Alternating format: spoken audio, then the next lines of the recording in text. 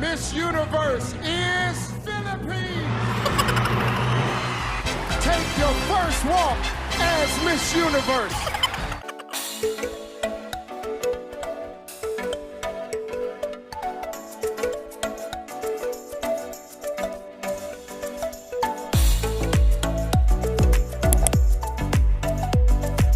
Hello Vlogience! Welcome back! And sa mga bago, welcome! First of all, gusto ko kayong kamustahin. I hope everybody's okay. And kung sakasakali naman na medyo feeling down ka today, I hope that this video will cheer you up, especially kung mahilig ka sa makeup. And kung mahilig ka nga sa makeup and nagustuhan mo tong video na ito, I hope that you will subscribe to my channel. And i-click mo na rin yung notification bell para lagi kang notified kapag may brand new video. By the way, I am sorry, hindi ako nakapag-upload ng video lately. Especially dun sa mga ilan-ilan na nag-aabang ng mga video, ng mga bagong video. So, sorry, hindi ako nakapag-upload this November. Medyo na busy lang. But I'm back.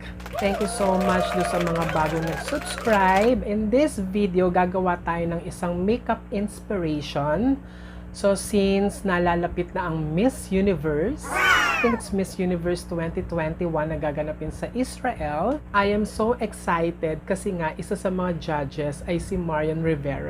And I am a fan of Marian Rive. O yun nga, gawa lang tayo ng isang makeup inspiration na ala Miss Universe. So, Miss Universe inspired makeup look. And wag na natin patagalin, let's jump into the video!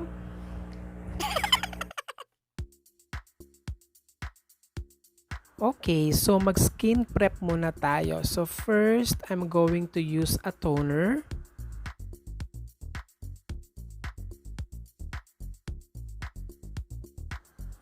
Next is, maglagay lang ako ng aking lip balm.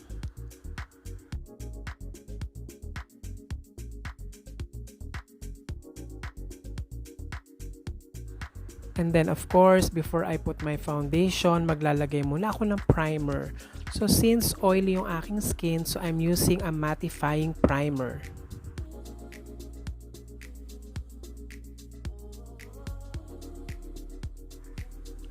And now, maglalagay na ako ng aking liquid foundation. So, apply ko lang siya using my stippling brush. Yan, mas maganda kasi pag stippling brush yung ginagamit ko kasi medyo large pores ako. So, na-fill in ng stippling brush yung mga pores. Ayan. So, medyo dark lang ng konti yung akin napiling shade ng foundation. Kaya medyo i-blend ko siya towards the neck area.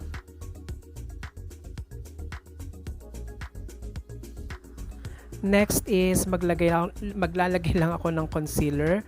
So I'm using a shade lighter than my skin tone para ma-highlight ko yung under eye area, yung aking nose bridge, yung aking cupid's bow, and of course dun sa chin area and a little dun sa forehead area.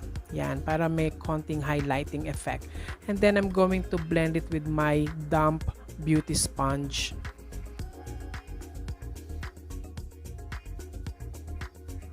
Okay, so after na ma-blend ko siya ng bonggang-bongga, set ko naman siya ng loose powder. So I'm using a translucent loose powder and I'm using or applying it with the big powder puff. And then i-blend ko naman siya using my big powder brush.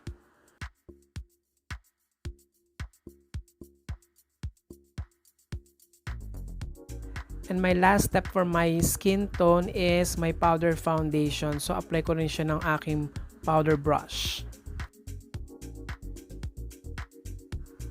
Okay, so after that, mag-contour naman tayo. Siyempre, napaka-importante ng pagko-contour para mas ma-emphasize pa natin ang ating mga bone structures o yung ating mga features. So, I'm using 2 to 3 shades darker sa aking skin tone. Yun yung aking ginagamit na pang-contour. So, syempre, contour tayo sa cheekbones, sa jawline, sa forehead, sa temple, sa side ng nose. Yan, para mas ma-emphasize nga natin yung ating bone structures. Yeah, I make it sure lang na talagang well blended. Everything is blended, no? Para hindi naman masyadong sharp ang dating. So, ngayon, I'm putting highlighter naman. So, yung aking highlighter na ginagamit is a loose powder lang naman. Applying with a big powder puff. Yan, para mas ma-emphasize natin yung contour sa ating cheekbones, sa under eye area, and even do sa ating nose bridge. I also put contour dun sa aking lower lip para mas ma-emphasize pa yung aking chin at maging pouty yung aking lips. Okay, so punta naman tayo sa favorite part ko, which is pagkikilay. So, sa look na to, gusto ko kasi parang structured or define yung shape ng aking eyebrows. So, I am using a pencil. Alam niyo yung tasang-tasang pencil para talagang maganda yung pagkakaguhit ng kilay. So, isi-shape ko muna yung outer part ng aking kilay, and then after that, i-fill in ko siya. And then, I will use a matte brown na eyeshadow, pang fill in din siya, and then pang-blend ko siya towards dun sa parang beginning part ng aking kilay para magkaroon ng fading effect at mas magmukha siyang natural looking. Ayan, I will add more brown eyeshadow dun sa parang tail part ng aking eyebrows para mas define yung shape. And then, lilinisin ko lang yung mga edges ng aking kilay using my cream concealer. So, para mas ma-highlight natin yung shaping ng ating kilay. Okay, so ang ating next step would be the eye makeup. So, before ako maglagay ng eyeshadow, maglagay muna ako ng aking eyeshadow base or primer. So, I'm using my cream concealer again. And right now, I'm putting my base color, which is yung parang medyo gold yung kulay ng eyeshadow. Ayan, so apply ko lang siya sa aking entire eyelid. So after ng aking first color, punta naman tayo sa second color, which is doon naman sa parang pinaka eye crease area ko, o sa Tagalog tawag natin dyan talukap. So I'm using a matte brown eyeshadow para mas ma-emphasize yung aking talukap. And then, para magkaroon ng depth yung aking eye makeup, lagyan ko naman siya ng konting black. Doon sa parang pinaka-outer corner ng aking mata. And then, i-blend ko siya towards the inner part of my eye. So, blend, blend, blend! Okay, so para mas malinis yung edges ng aking eyeshadow, I'm using a lighter shade than dun sa eyeshadow na ginamit ko para magkaroon ng transition color. So, para mas blended ang effect.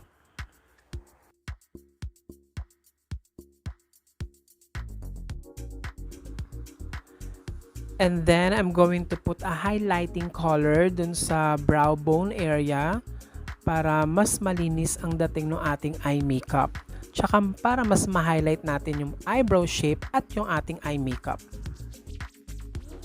And then sa lower part naman ng ating eye, so maglagay muna ako ng light brown color dun sa parang lash line. And then sa parang pinaka-outer corner naman ng aking lash line, I'm going to use a darker brown. And then balikan ko lang yung aking first color, which is yung parang gold, para mas matingkad ang kanyang dating.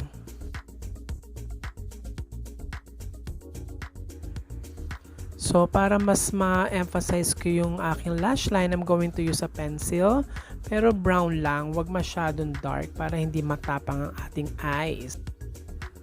And of course, para mas ma-emphasize natin ang ating eyes, lalagay tayo ng liquid eyeliner sa upper lash line.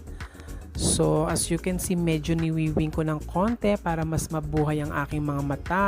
Kasi yung eyes ko medyo maliit at singkit. Kaya medyo binubuhay ko siya using the liquid eyeliner do sa upper part na aking lash line. So, I make it a point na hanggang do sa pinaka-roots nung eyelashes na lalagyan ko ng liner para walang gap. And then, ipe-prep ko na aking lashes bago mag-mascara. So, i-curl ko muna siya using my eyelash curler.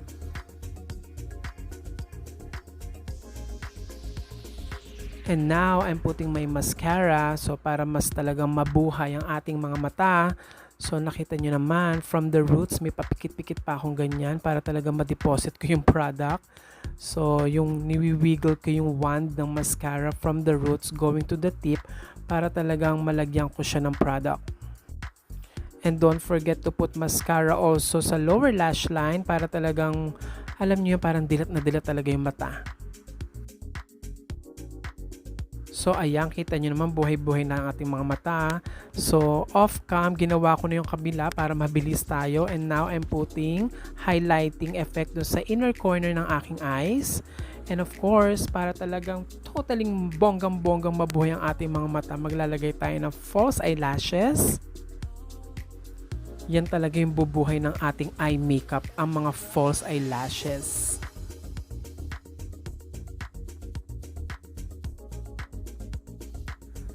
Okay, so right now maglalagay ako ng blush on. So apply ko siya above my contour and dun sa apples of the cheeks. Yan, para mag-glow ang aking face.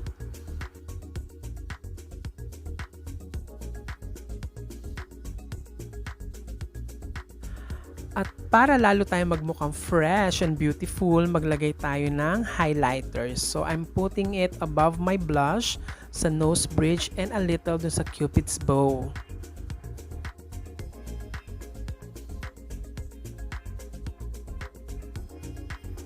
And last but not the least, ang ating lipstick. So for this look, gusto ko talaga red lipstick. Diba kasi pag naka-red lipstick ka talagang iba, diba parang feminine, queenly, palaban. So para mas nakaka-Miss Universe ang peg natin, so maganda red lipstick.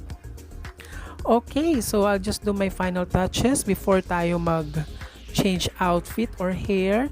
So thank you so much for watching, guys, and I hope you like this video. And if you like this video, please give it a thumbs up and please subscribe to my channel. And don't forget to hit that notification bell para lagi kang updated kapag may bagong video.